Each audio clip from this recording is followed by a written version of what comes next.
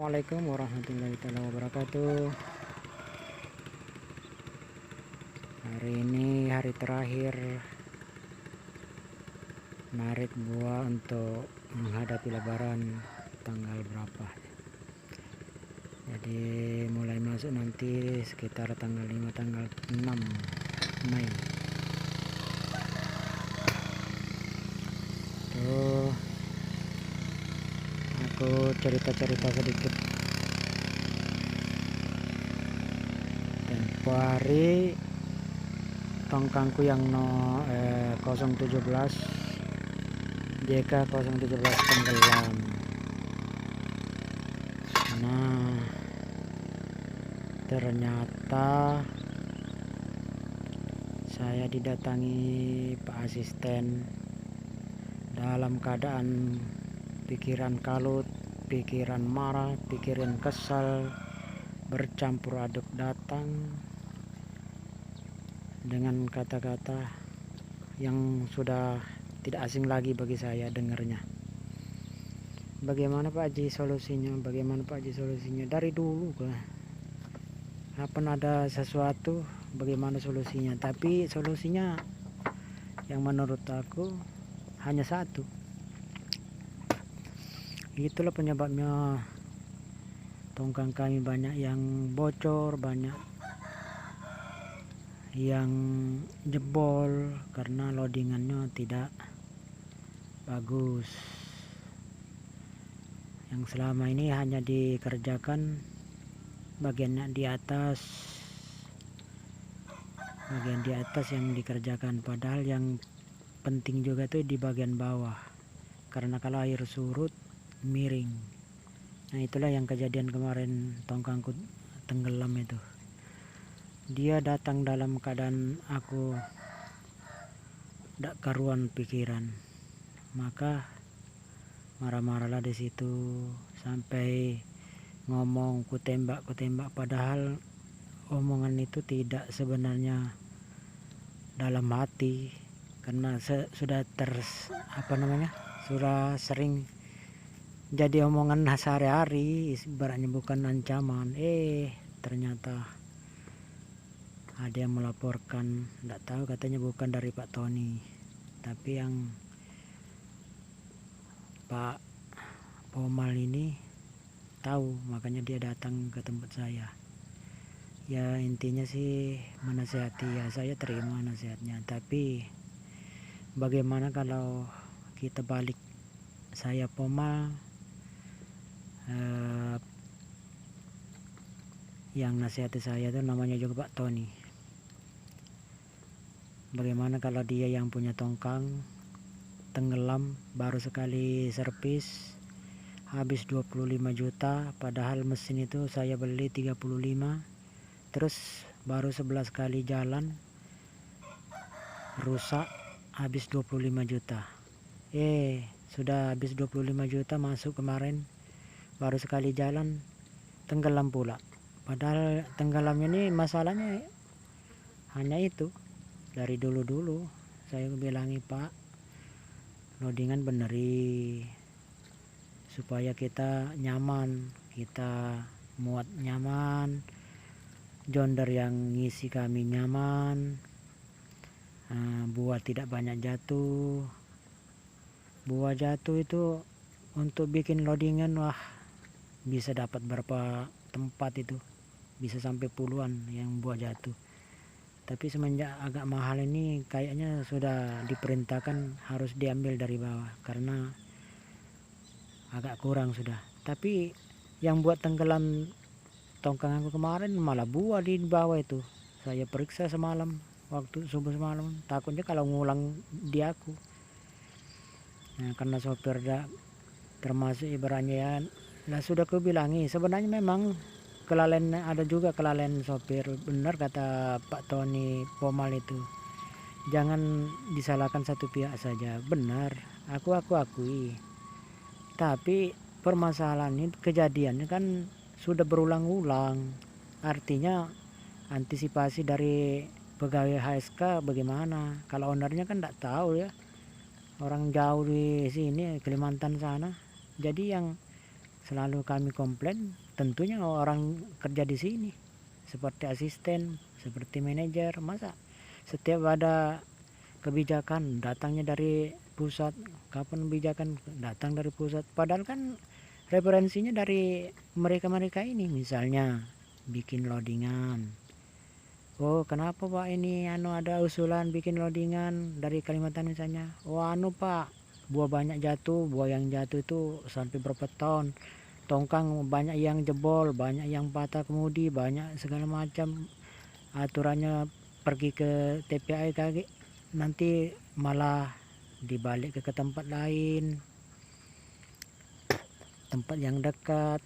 Nah, itu kan sudah tongkang sudah menyalahi aturan, sudah disuruh ke sana tapi mampir di tempat yang dekat, bukan karena kami sengaja Pak. Nah, itu karena ada satu hal, kadang kami jebol, kadang bocornya tidak sanggup, kalau jauh-jauh kemungkinan bahayanya lebih besar. Nah, itu Pak ya.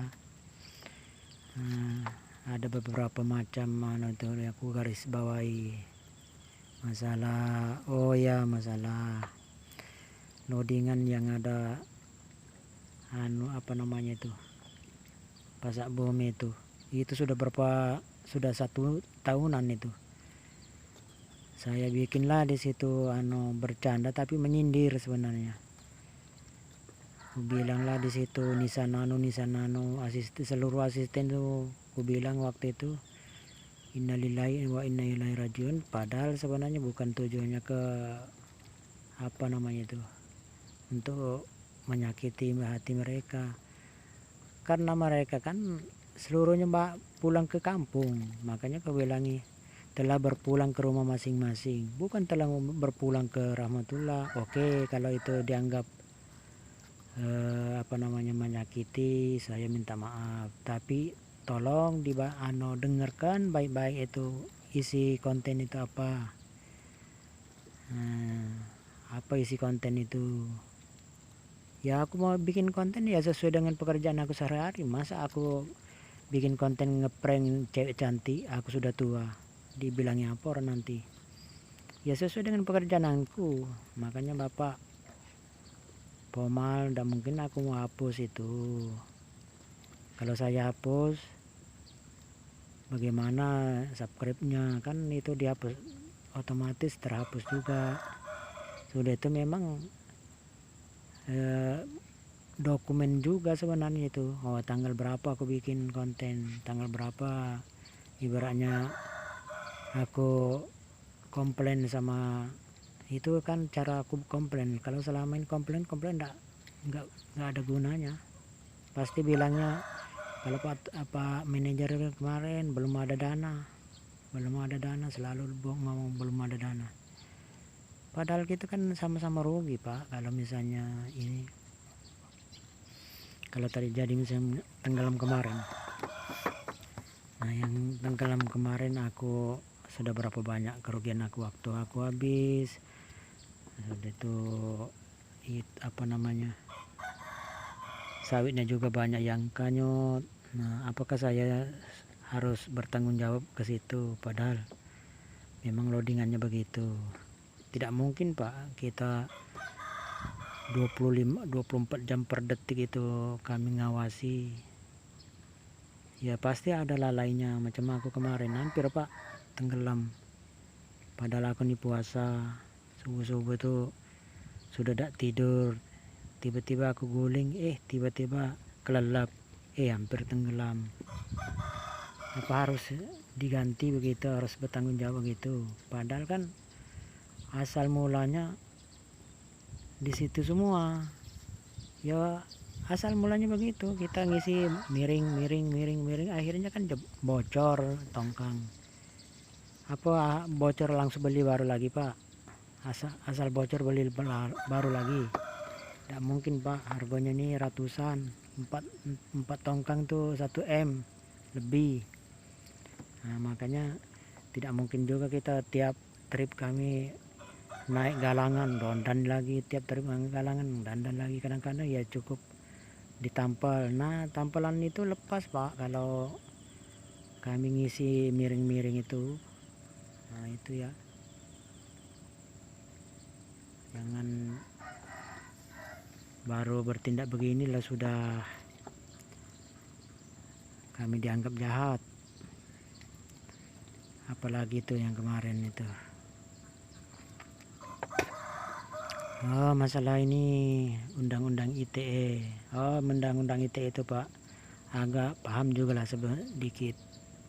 Makanya tidak semua yang melanggar undang-undang ITE itu masuk penjara. Ada yang minta maaf cukup materai karena tidak kuat untuk apa namanya itu, untuk dijadikan tersangka apa tidak kuat. Macam aku bikin konten itu kan sesuai dengan fakta, videonya ada, yang ku omongkan ada, lihat dari situ. Malah jangan-jangan takut saya bikin kontennya, takut ketahuan oleh bosnya di Kalimantan sana. Misalnya jalan itu diisi oleh buah, mestinya kan ditampal dengan tanah, ini ngapa diisi dengan buah, bocor kemana, di mana-mana anunya, apa namanya, tembok itu berlubang semua itu. Bagaimana kita mau muat sawit di tongkang dengan nyaman? Atau aku bikin video sawit di air di bawah tongkang. Apa itu termasuk pelanggaran ITE? Justru saya menolong ownernya. Ya kalau kamu anggap itu pelanggaran ITE kan dilaporkan saja. Karena saya merasa benar, tidak mungkin saya hapus. Malahan kalau kamu ibaratnya apa yang terjadi di situ ditindaknya lanjuti, mungkin kerugian PT tidak seberapa kerugian PT. Itu tidak selama ini. Kalau dulunya satu tongkang itu ada yang 2 tonan itu kerugiannya yang jatuh ke bawah.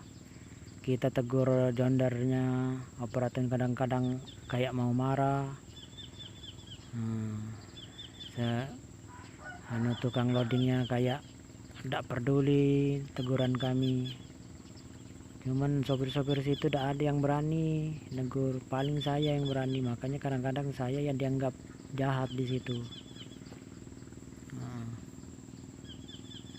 Apalagi ya, masalah ini, masalah senapan.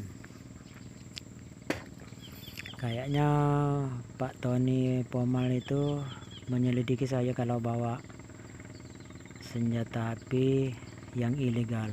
Itu Pak, senapan.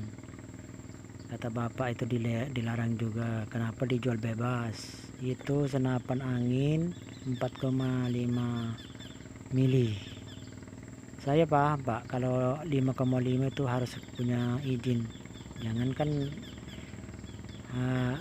apalagi misalnya rakitan, Bapak nanyai rakitan, aku ngeri Pak, karena takut kalau diketahuan oleh polisi atau aparat kan itu melanggar hukum. Aku tidak berani juga, tidak berani Pak. Jangan dipancing-pancing begini supaya aku ambil itu rakitan. Memang tidak katik Pak. Katik bahasa Palembangnya nggak ada.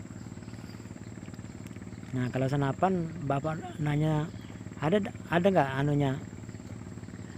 senjatanya, senapan, langsung ku kasih Pak. Karena itu aku merasa itu bukan pelanggaran, itu bukan senpi,